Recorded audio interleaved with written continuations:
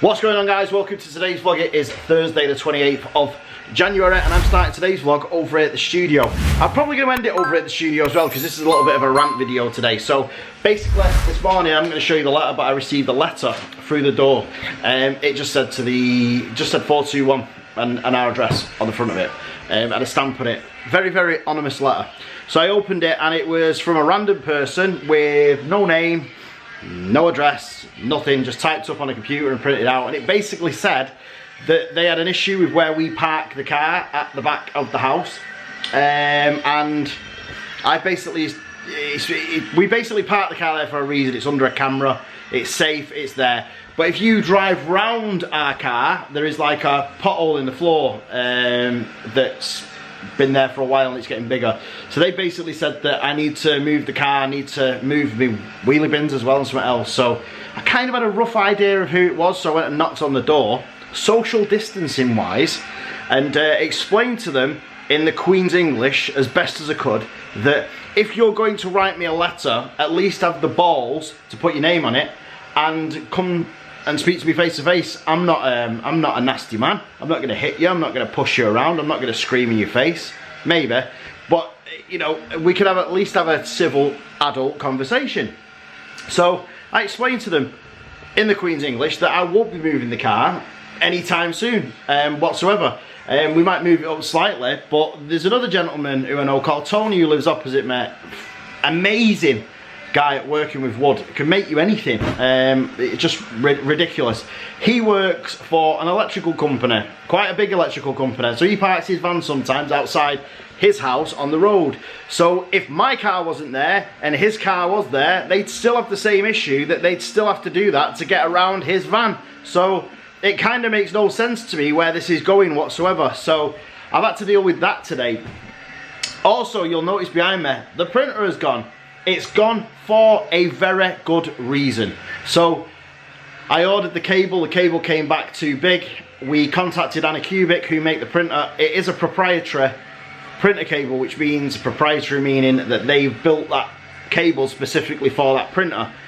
They don't sell the printer cables directly, so you have to message them and they'll send them over. Slight problem is that it can take 2 to 3 months for those to get to me. So at the minute I was left with no other option. I had to give it to Mark who works in this building. Mark does computer work properly. He does computer work properly. He doesn't pretend that he can fix computers and stuff like that. He actually can. So he also fixes bikes. He's done all the kids' bikes. He's amazing, fantastic, and a really nice guy as well.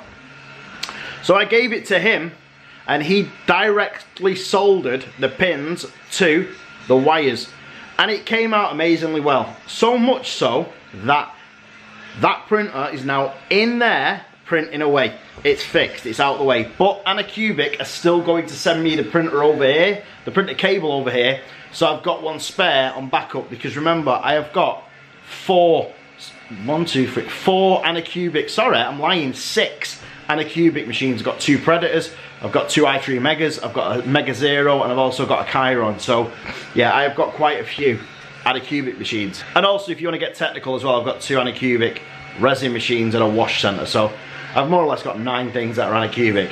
You'll also notice as well, not these big boxes because they're the Cyberman helmet that are going out. There's one Cyberman helmet left there that is getting fixed and sent out today. You'll notice that there is a big printer just sat there just as you go through the door. The reason for that is I had to test print it last night. Now I went on a forum for Copy Masters, and when I went through that forum, the guys in there were really helpful. They helped us out, they gave us some pointers on there, because you know, sometimes even though you think you know what you're doing with these 3D printers, it's always a learning curve, and I always like learning extra things about it, because it's another notch in your belt and you're always going to use that information and you can pass that information on to somebody else. So basically, while I was going to do a test print, which is a bencher, which I'll show you in a minute, while I was doing a test on it, I noticed that the filament was coming out in drips. So I know that that was a blocked nozzle, or there was something wrong with the filament. So basically what I did was I took the whole hot end apart. Now when I took the hot end apart, I noticed that there's a block in the middle that holds the hot end, and it's about this wide and it sits on the top. When I actually took the whole assembly apart, you could move it like that, and when I looked underneath where the screw was virtually out. So when that printer's printing, it's moving around like that at the top. That's the reason why that Copymaster 400 only ever printed one decent thing and never did it again. So like for a year and a half, that machine has been sat there because of a screw. And it isn't because of oversight, it's just the fact that I didn't think to look under there, and with having that many printers and that many orders, you need time to sit down and just put all your effort into one machine, like I did do yesterday and today. So now that printer is running fine. It printed out a bencher. Now a bencher, for those of you that don't know, is a boat. It's a little boat called bencher, and it makes sure that your printer can print underneath. It's where it says bencher. It makes sure it can do overhangs. It's basically just it's a benchmark print for your printer, and it came out all right for the first print. So this is the little boat here. It came out pretty well. There's a little bit of under extrusion all the way up here, which I can sort out. That's just basically the nozzle. The nozzle needs cleaning out probably, and to be honest with you, it probably needs changing out, which isn't going to be a massive undertaking. So at least I know now that the printer is not layer shifting. That has not layer shifted one single piece, so that's a positive for me, because that is a 410 by 410 cubed, the same as the Anycubic Chiron in there. So they're two of my biggest printers on top of the Predators. But because of its size, it can't go on a table because it is huge. So it has to go on the floor. The Chiron's on the top, that one's gonna have to go on the floor. Apart from that, as you know, yesterday, we are actively trying for a baby. We're doing these ovulation tests with Sarah, obviously. But we're doing these ovulation tests. She does one every day at 3 PM. She's absolutely drained and shattered. Every waking minute and every waking second, she's doing something for Davina or trying to sort things out for Davina. So, or she's juggling other things that she's doing. So she's just a little bit burnt out today. She is going to be back tomorrow. I know on Saturday or tomorrow or Saturday I'm going to go out and get some paint because we need to finish the house. I think that's one of the things that's where Sarah's suffering the most. She likes to stay active all the time. When she's sat around doing nothing, it's so difficult. And now we've got this new vaccine as well that's supposed to be really good. Hopefully that's going to be approved, and then we can get back to normality, because I feel sorry for the kids like Aurora's age, because she's going out of her mind. She really is going out of her mind. I think Portia's going to go and stay with Imogen on Saturday at Dad's, because we've got a bubble there. That's possible. And obviously Imogen tests every 3 days, I think it is, or every other day. So she's going to be going over to Imogen's to stay there. And then I think basically that's it. I'm absolutely hammered with orders. I'm trying to clean up as I go around. I've not been into Sarah's room. I've only been into the step at the front just to print that, just to do that test print. The test prints come out fine, so I could just unplug that now and put it back in there. So it doesn't need anything else doing to it really now.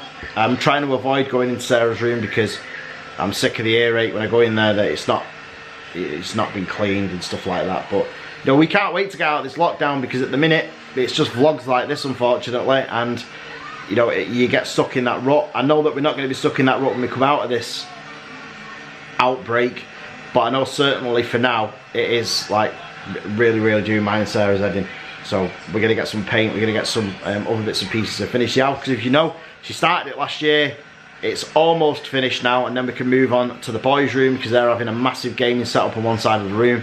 We're going to get some LED lights at the back. I'll install them into the woodwork behind them, so it beams down.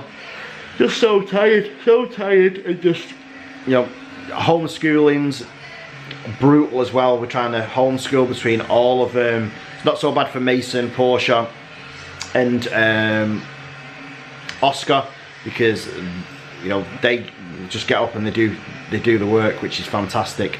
But in terms of like Portia, I can't get my words out, so I'll tie down. In terms of Vanellope and Alpha, we have to like print work out and stuff like that, because it's not saving properly, and they have one-to-ones with the teachers and everything else. So yeah, it's It's becoming a bit of a nightmare. And also as well, before I go, on a positive, Mason was accepted into college. He's going to be studying business level 2, which is fantastic for him. And then he's going to obviously go on to game development as well, which is what he wants to do, which is fantastic. And with that said, and on that bombshell, yes, on that bombshell, I am going to end today's vlog. Do not forget to smash the like button, subscribe if you're not already. Make sure you click the notification bell, it does nothing. Make sure you leave us a comment if you can, and we will definitely see you guys tomorrow because we do this every single day.